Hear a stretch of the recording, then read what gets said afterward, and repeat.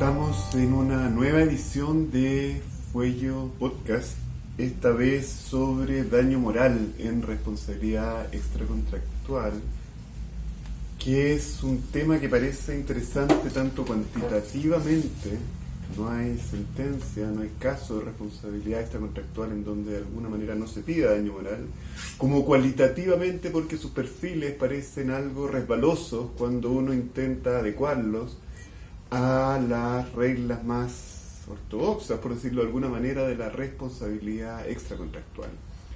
Y para conversar de este tema nos acompaña el profesor Carlos Pizarro. Y quería comenzar, Carlos, si a ti te parece bien, pensando que siempre ha tenido cierta complicación esto de el daño moral en materia extracontractual y también en materia contractual. Y quería preguntarte, ¿cómo te parece a ti, para utilizar una célebre expresión de Zimmerman y Whittaker, que se puede domesticar el daño moral para que sea más dúctil, más o menos agresivo para la responsabilidad civil? Gracias, Íñigo. Bueno, mira, me parece que el principal escollo histórico al comenzar a debatirse sobre la admisibilidad, ¿no?, del daño moral en materia extracontractual fue ponerle precio al dolor. En definitiva, esto repugnaba a una sociedad más bien de impronta católica, ¿no?, tener que valorizar económicamente el dolor de las personas. Pese a eso, de manera más o menos pronta, en Chile, a partir del año 1907, la jurisprudencia comenzó a abrirse a la posibilidad de indemnizar el daño moral en materia extracontractual, pero focalizado el daño moral en su comprensión, por decirlo así, subjetiva, ¿no? Determinando que el daño moral lo que buscaba indemnizar era el dolor, el pesar, la angustia. Esto es lo que se conoce como pretium doloris. Como pretium doloris, exactamente. Y quedó reducido a esa expresión y se fue consolidando a partir de la década del 20 bajo ese prisma, ¿no? Indemnizar el daño moral en su concepción subjetiva. Sin embargo, me parece que luego los trabajos de Carmen Domínguez, ¿no?, su tesis doctoral y también en lo que cooperó su padre en la década de los 80 y los 90, creo que comenzó a plantearse la noción del daño moral de manera más amplia, intentando comprenderlo como una afectación al proyecto de vida, dado que las personas tienen, desde el punto de vista, ¿no?, constitucional, un cierto derecho a la autodeterminación, a trazar un plan de vida, si es que en forma heterónoma por la actividad de otra persona que en forma culpable altera ese plan de vida, entonces se abre a la posibilidad de indemnizar el daño moral. Déjame interrumpirte un segundo, Sí, porque yo creo que tú tienes toda la razón y que uno puede ordenar esta discusión. Una de las formas adecuadas de ordenarla es distinguiendo en qué vamos a entender por daño moral, y lo segundo, que ya lo conversaremos más rato, es cómo se cuantifica, ¿no? En torno a esas dos cuestiones hay problemas. Pero quería detenerme en una cuestión que tú dijiste, que es la idea subjetiva de daño moral y que uno puede elongar la definición desde pretium doloris hasta la afectación de un plan de vida. En esa comprensión, en ese arco que va entre el pretium doloris y la afectación del plan de vida, quería preguntarte tu opinión acerca de algunas sentencias de nuestros tribunales superiores que han concedido daño moral, indemnizaciones por daño moral a personas jurídicas.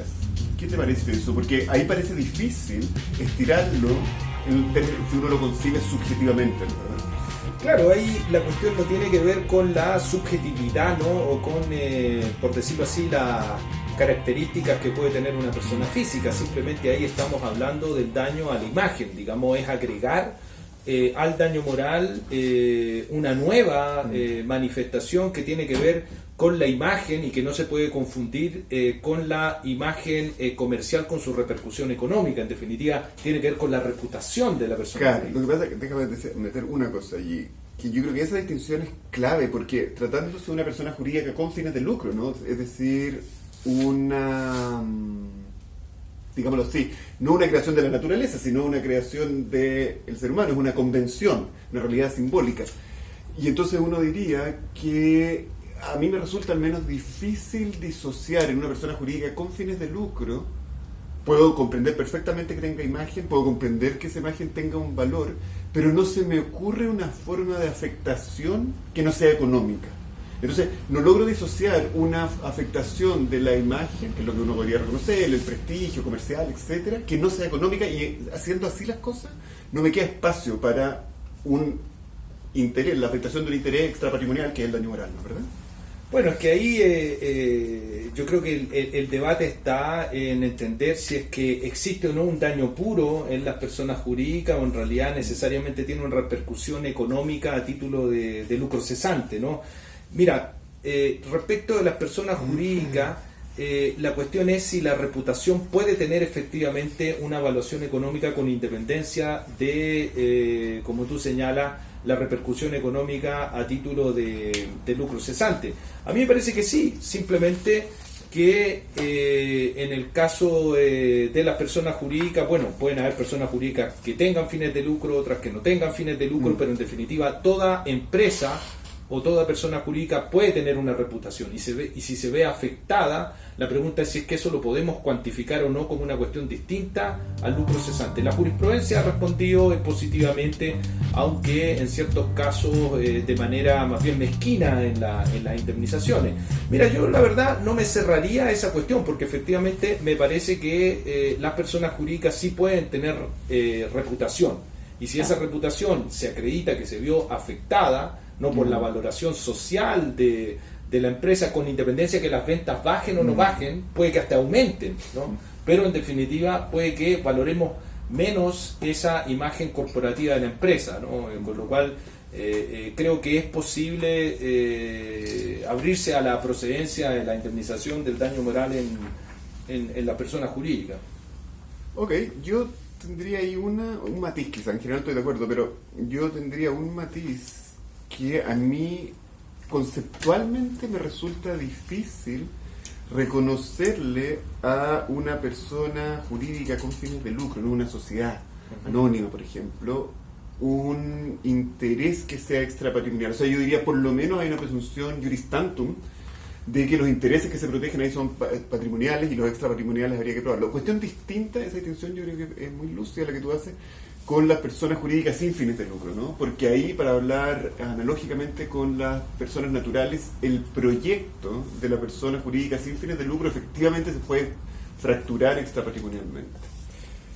Claro, la cuestión es que el daño moral siempre está asociado, aunque tenga una impronta, por decirlo así, extrapatrimonial, siempre está asociado a una cuestión patrimonial, que es la cuestión que vamos a tener que darle una No, eso sin duda, pero ¿no? lo que es cierto es que la forma de, y esa es la inconmensurabilidad, ¿no es verdad? Aquello que estamos reparando es extrapatrimonial, aquello con lo que estamos reparando es patrimonial, y eso provoca el problema que deberíamos pensar ahora, que es la cuestión de la cuantificación, ¿no?